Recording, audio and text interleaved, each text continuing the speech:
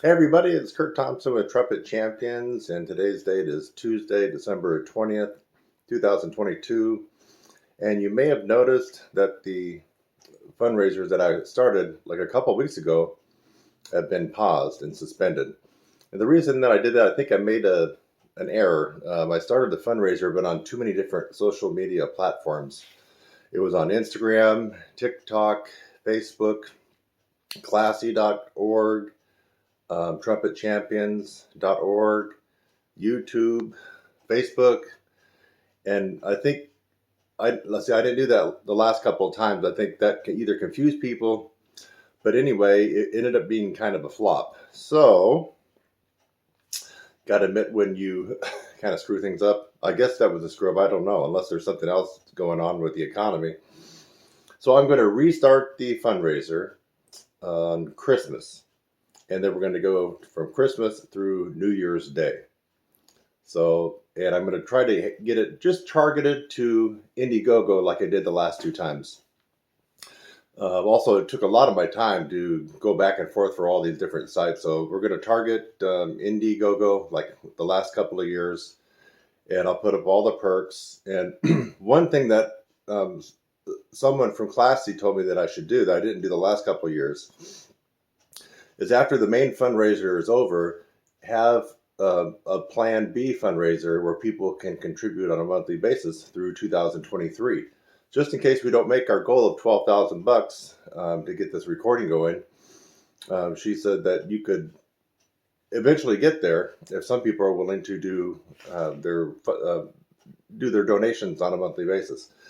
That's pretty much it for right now, and I'm actually tired. Oh, I can barely hold the camera up because I'm so tired of building and helping out all these animals. As man, it kind of wrecked me. So, my hands are cramping up. I can't even hold the phone without my hand totally cramping up.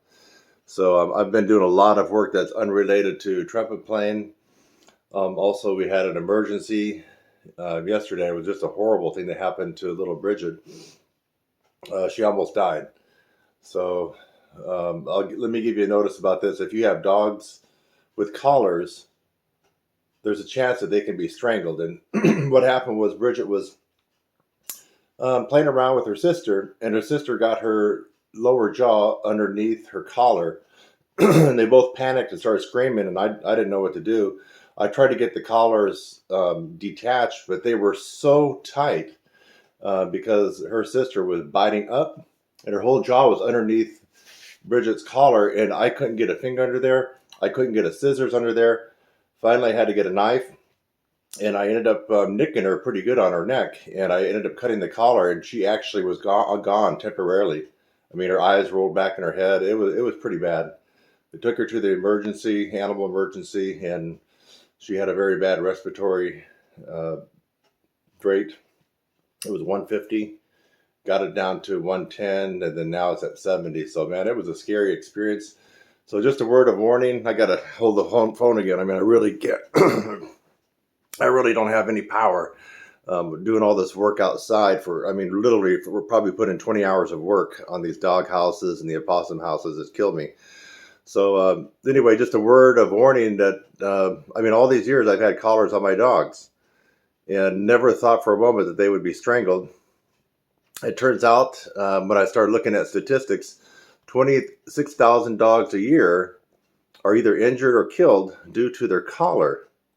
They get hung up in a fence, or like another dog will, they're fighting or whatever, and they get tangled up. I had no idea that it was that dangerous. So we're going to look out for these breakaway collars. And it was scary. I had Bridget, I had her, and her eyes rolled back, and she went limp. She was gone. It was just a horrific, horrible, traumatic experience. She's just a cute little 3-month puppy, and man, just to think that her life ended at that point. And it was scary for me to get that knife out because the collar was so, I'm telling you, this collar was so tight, I could barely, we're talking about a thin bladed knife. I could barely get the knife under the collar. Actually it cut her to get under the collar. So anyway, there's just too much crap going on in my life. and I'm trying to do this fundraiser, and I invested all that time in it, and even spent money on the fundraiser myself, and we only got 4 or 5 people out of over 10,000 people. We got 4 or 5 people that made a contribution. So that's a little bit disheartening for me, especially with everything else that's going on. And I'm trying to give back to this world by doing the things I do for animals, and then I also give money to the Humane Society. And it's a little bit depressing for me to see that 10,000 people saw my fundraiser that I know for a fact and didn't bother to even blink and help out. Let's hope that we can turn that around. I'm guessing I did it the wrong way and I started too early. We're going to start it on Christmas. I'm thinking positive. Start on Christmas and go to New Year's Day, and just hope that we can get something going for Trumpet Champions and actually get this group liftoff for 2023. So tough times for everybody. You heard my problems, but I bet everybody out there has their own problems. I bet nobody had the problem that I had yesterday with their dog almost dying in a very strangulated. She was strangled. It was a horrible, horrible thing.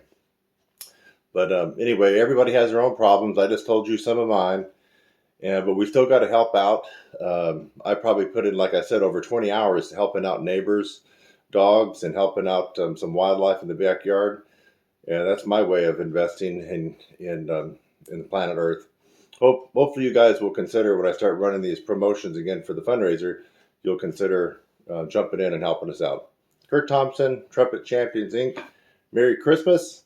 Christmas is coming up soon, and so is this dangerous Arctic winter blast that's coming through. See you soon. Oh, my arm.